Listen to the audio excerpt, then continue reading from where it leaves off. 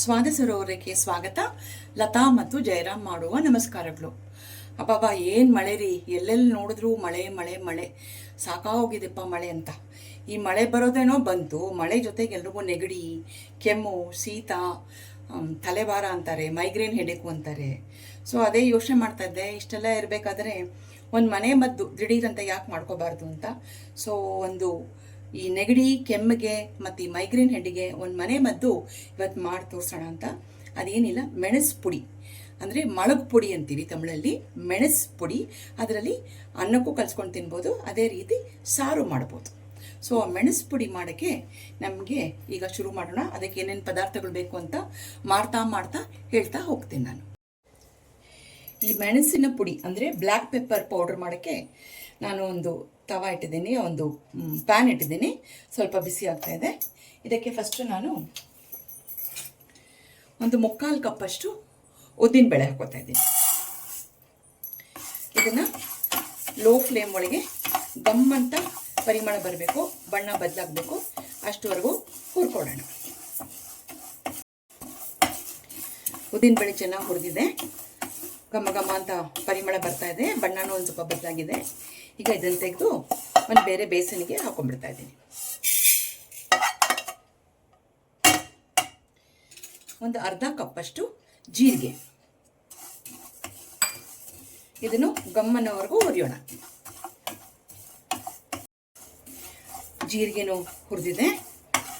ಈಗ ಇದನ್ನು ಬೇರೆ ಬೇಸನಿಗೆ ಹಾಕೋತಾ ಇದ್ದೀನಿ.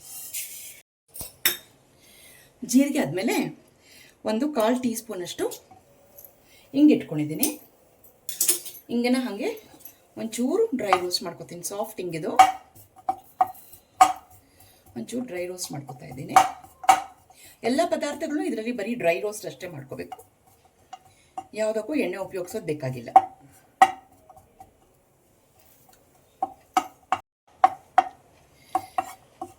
ಹಿಂಗೆ ಹುರಿದಿದೆ. ಇವಾಗ ಒಂದು 3/4 ಕಪ್ಪಷ್ಟು ಧನಿಯಾ, ಕೊತ್ತಂಬರಿ ಬೀಜ ಹಾಕೋತಾ ಇದ್ದೀನಿ. ಕ್ಲೀನ್ ಮಾಡಿರೋ ಧನಿಯಾ ನೋಡಿ. ಈ ಕಪ್ ನಾವು ಒಂದು ಕಪ್ ಇಟ್ಕೊಂಡಿದ್ದೀನಿ, ನೀವು ಯಾವ ಕಪ್ ಇಟ್ಕೊಂಡಿದ್ದೀರೋ ಅದೇ ಕಪ್ಪನ್ನ ಎಲ್ಲ ಪದಾರ್ಥಗಳು ಆ ಅಳತೆನಲ್ಲೇ ತಗೊಳ್ಳಿ ನೀವು. ಹಿಂಗೂ ಇದೆ, ಹಿಂಗು ಜೊತೆಗೆ ಈ ಕೊತ್ತಂಬರಿ ಬೀಜ ಸ್ವಲ್ಪ ಹಾಕೊಂಡಿದ್ದೀನಿ. ಎಲ್ರಿಗೂ ಗೊತ್ತಿದೆ ಜೀರಿಗೆ ಮತ್ತು ಮೆಣಸಿನ ಗುಣಗಳು ಏನಿದೆ ಅಂತ, ಶರೀರಕ್ಕೆ ಆರೋಗ್ಯಕ್ಕೆ ಎಷ್ಟು ಒಳ್ಳೆಯದು ಅಂತ. ಅದು ಈ ಥಂಡಿ ಸೀಸನ್ ಒಳಗೆ ಜೀರಿಗೆ ಮೆಣಸು ಬಹಳ ಹಿತಕಾರಿ. ಅದು ಏನು ನೆಗಡಿ ಕೆಮ್ಮು ಏನಿದ್ರು, ಕಫ ಇದ್ರೆ ಓಡಿಸ್ಬಿಡುತ್ತೆ, ಶೀತ ಇದು ಮೂಗು ಸುರಿತಾ ಇದ್ರೇನು ಅದು ಕಡಿಮೆ ಆಗೋಗುತ್ತೆ. ಮತ್ತು ಜೀರ್ಣಶಕ್ತಿ, ಊಟ ನಿಮ್ದು ಹೆವಿ ಆಗಿದೆ ಅಂದಾಗ ಇದು ಒಂದು ಲೋಟ ಈ ಮೆಣಸಿನ ಸಾರು ಕುಡಿದ್ಬಿಟ್ರೆ, ನೀವು ನೀರಿಗೆ ಹಾಕೊಂಡು ಆ ಪುಡಿ ಹಾಕೊಂಡು ಕುಡಿದ್ಬಿಟ್ರೆ ಚೆನ್ನಾಗಿ ಡೈಜೆಸ್ಟ್ ಆಗೋಗುತ್ತೆ. ಯಾಕಂದರೆ ಇದರೊಳಗೆ ಡೈಜೆಸ್ಟಿವ್ ಎನ್ಸೈಮ್ಸ್ನ ಇಂಪ್ರೂವ್ ಮಾಡೋ ಕೆಪಾಸಿಟಿ ಇದೆ.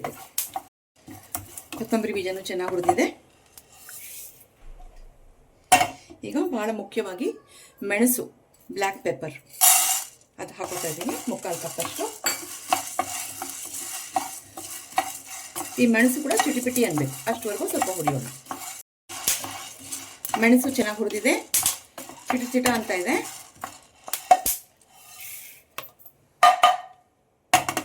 ಈಗ ಒಂದು 10 ಎಸಳು ಕರಿಬೇವು ತೊಗೊಂಡಿದ್ದೀನಿ, ಕ್ಲೀನಾಗಿ ತೊಳೆದು ಒಣಗಿಸ್ಕೊಂಡು ಇಟ್ಕೊಂಡಿದ್ದೀನಿ. ಅದನ್ನು ಹುರ್ಕೊಂಡ್ಬಿಡೋಣ. ಕರಿಬೇವು ಚೆನ್ನಾಗಿ ಹುರಿದಾಯ್ತು. ಕಡೆದಾಗಿ ಕೊಬ್ಬರಿ, ನಾನು ಡೆಸಿಕೇಟೆಡ್ ಕೊಬ್ಬರಿ ಇಟ್ಕೊಂಡಿದ್ದೀನಿ. ನೀವು ಕೊಬ್ಬರಿ ತೊಗೊಂಡ್ರೆ ಒಂದು ಪೂರ್ತಿ ಕೊಬ್ಬರಿ ತೊಗೊಂಡು ಅದರೊಳಗೆ ಅರ್ಧ ಹೋಳು, ಗ್ಯಾಸ್ ಆಫ್ ಮಾಡಿಬಿಡಿ. ಗ್ಯಾಸ್ ಆಫ್ ಮಾಡಿಬಿಟ್ಟು ಹುರಿದ್ಬಿಡಿ, ಯಾಕಂದರೆ ಅದರೊಳಗಿರೋ ಹೀಟೇ ಸಾಕು. ಕೊಬ್ಬರಿನೂ ಚೆನ್ನಾಗಿ ಹುರಿದಿದೆ, ಅದನ್ನು ಈ ಬೇಸನ್ಗೆ ಹಾಕ್ಬಿಡ್ತೀನಿ. ಈಗ ಈ ಪೂರ್ತಿ ಮಿಶ್ರಣ ಆರ್ಲಿ, ತಣ್ಣಗಾದ್ಮೇಲೆ ಅದನ್ನು ನೈಸಾಗಿ ಮಿಕ್ಸರ್ಗೆ ಹಾಕಿ ಪುಡಿ ಮಾಡ್ಕೊಳ್ಳೋಣ.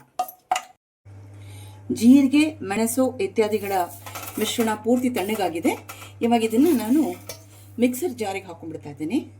ಮಿಕ್ಸರ್ ಜಾರಿಗೆ ಹಾಕ್ಕೊಂಡು ನುಣ್ಣಗೆ ಪುಡಿ ಮಾಡ್ಕೊಂಡು ಬರೋಣ. ನೈಸಾಗಿ ಪುಡಿ ಆಗಿದೆ.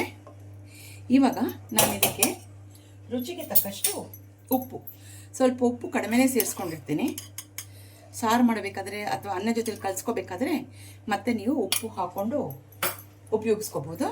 ಇಷ್ಟು ಹಾಕ್ಬಿಟ್ಟು ಇನ್ನೊಂದು ಸಲ ನಾನು ಮಿಕ್ಸರಲ್ಲಿ ಮಿಕ್ಸ್ ಮಾಡಿಬಿಡ್ತೇನೆ.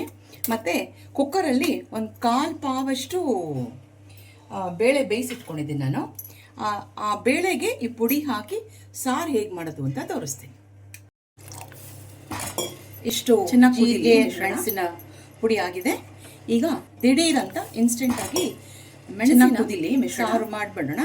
ಮಾಡಿಬಿಟ್ಟು ಬಿಸಿ ಅನ್ನ ಜೊತೆಗೆ ತಿನ್ಬೋದು, ಅಥವಾ ಬಿಸಿ ಅನ್ನ ಇದ್ರೆ ಬಿಸಿ ಅನ್ನ ಚೆನ್ನಾಗಿ ಕುದಿಲಿ ಸ್ವಲ್ಪ ಪುಡಿ ಹಾಕೊಂಡು ತುಪ್ಪ ಮತ್ತು ಉಪ್ಪು ಬೇಕಾಯ್ತಂದ್ರೆ ಉಪ್ಪು ಹಾಕೊಂಡು ತಿಂದರೆ ಚೆನ್ನಾಗಿ ಕುದಿಲಿ ಮಿಶ್ರಣ. ನಿಮ್ಮ ನೆಗಡಿ, ಕೆಮ್ಮು, ಜ್ವರ ಏನಿದೆಯೋ ಎಲ್ಲನೂ ವಾಸಿ ಹೋಗುತ್ತೆ. ಮತ್ತು ಜೀರ್ಣಶಕ್ತಿ ಚೆನ್ನಾಗಿ ಮಿಶ್ರಣ. ಸ್ವಲ್ಪ ಬೇಳೆ ಕಟ್ಟಿಟ್ಕೊಂಡಿದ್ದೆ ಅಂತ ಹೇಳಿದ್ನಲ್ಲ, ಅದು ಕುದೀತಾ ಇದೆ. ಅದಕ್ಕೆ ಒಂದು ಸ್ವಲ್ಪ ಉಪ್ಪು ಹಾಕ್ತೀನಿ. ಆ ಪುಡಿಗೆ ಉಪ್ಪು ಹಾಕಿದ್ದೀನಿ, ಅದು ಇದಕ್ಕೂ ಒಂಚೂರು ಉಪ್ಪು ಹಾಕ್ತಾ ಇದ್ದೀನಿ. ಮತ್ತು ಒಂಚೂರು ಕರಿಬೇವು,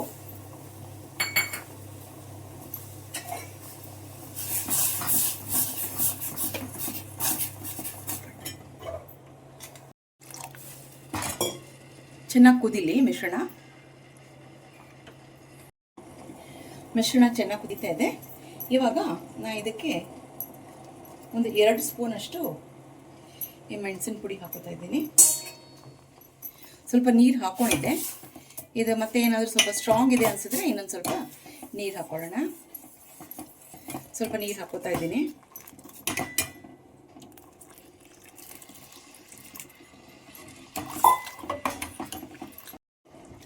ಚೆನ್ನಾಗಿ ಕುದೀತಾ ಇದೆ.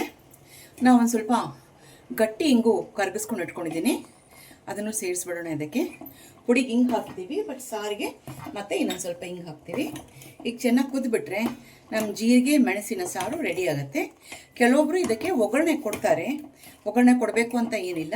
ನೀವು ಒಗ್ಗರಣೆ ಕೊಡೋ ಹಾಗಿತ್ತಂದರೆ ಒಂದು ಅರ್ಧ ಸ್ಪೂನ್ ತುಪ್ಪದಲ್ಲಿ ಒಂದು 15ರಿಂದ ಒಂದು 20 ಕಡಲೆಬೇಳೆ ಹಾಕಿ ಒಗ್ಗರಣೆ ಕೊಡ್ಬೋದು. ಕುದಿಲಿ, ನಾನಿವತ್ತು ಇದಕ್ಕೆ ಒಗ್ಗರಣೆ ಕೊಡ್ತೀನಿ. ನೋಡಿ, ಒಂದು ಅರ್ಧ ಸ್ಪೂನ್ ತುಪ್ಪದಲ್ಲಿ ಒಂದು ಅರ್ಧ ಟೀ ಸ್ಪೂನಷ್ಟು ಕಡಲೆಬೇಳೆ ಒಗ್ಗರಣೆ ಹಾಕ್ಕೊಂಡಿದ್ದೀನಿ. ಇದಕ್ಕೆ ತುಪ್ಪದಲ್ಲಿ ಒಗ್ಗರಣೆ ಹಾಕ್ಕೊಂಡ್ರೆ ಚೆನ್ನಾಗಿರುತ್ತೆ. ಸೊ ನಮ್ಮ ಮೆಣಸಿನ ಸಾರು ಇವಾಗ ರೆಡಿ ಆಯಿತು. ಎಷ್ಟು ಒಳ್ಳೆ ಖಾದ್ಯ ಅಲ್ವಾ ಇದು. ಅದು ಈ ಮಳೆಗಾಲದಲ್ಲಂತೂ ಎಲ್ರಿಗೂ ಬಹಳ ಉಪಯೋಗ ಆಗುವಂಥ ಖಾದ್ಯ ಇದು. ಹಾಗಾಗಿ ಎಲ್ಲರೂ ನಿಮ್ಮ ಫ್ರೆಂಡ್ಸ್ಗೆ, ಫ್ಯಾಮಿಲಿ ಮೆಂಬರ್ಸ್ಗೆ ಎಲ್ರಿಗೂ ಶೇರ್ ಮಾಡಿ ಬೆಲ್ ಬಟನ್ನ ಪ್ರೆಸ್ ಮಾಡೋಕ್ಕೆ ಹೇಳಿ. ಮತ್ತು ಎಲ್ಲ ಲೈಕ್ ಮಾಡಿ. ನೀವು ಮನೇಲಿ ಟ್ರೈ ಮಾಡಿ ಹೇಗೆ ಬಂತು ಅನ್ನೋದನ್ನು ಮರೀದೇ ಕಾಮೆಂಟ್ ಮಾಡಿ. ಇಷ್ಟು ಹೇಳಿ ನಾವಿಬ್ಬರು ಇವತ್ತು ಈ ವಿಡಿಯೋನ ಮುಗಿಸ್ತಾ ಇದ್ದೀವಿ. ಮುಂದಿನ ವಿಡಿಯೋ ಸಿಗೋಣ. ಅಷ್ಟವರೆಗೂ ನಮಸ್ಕಾರಗಳು.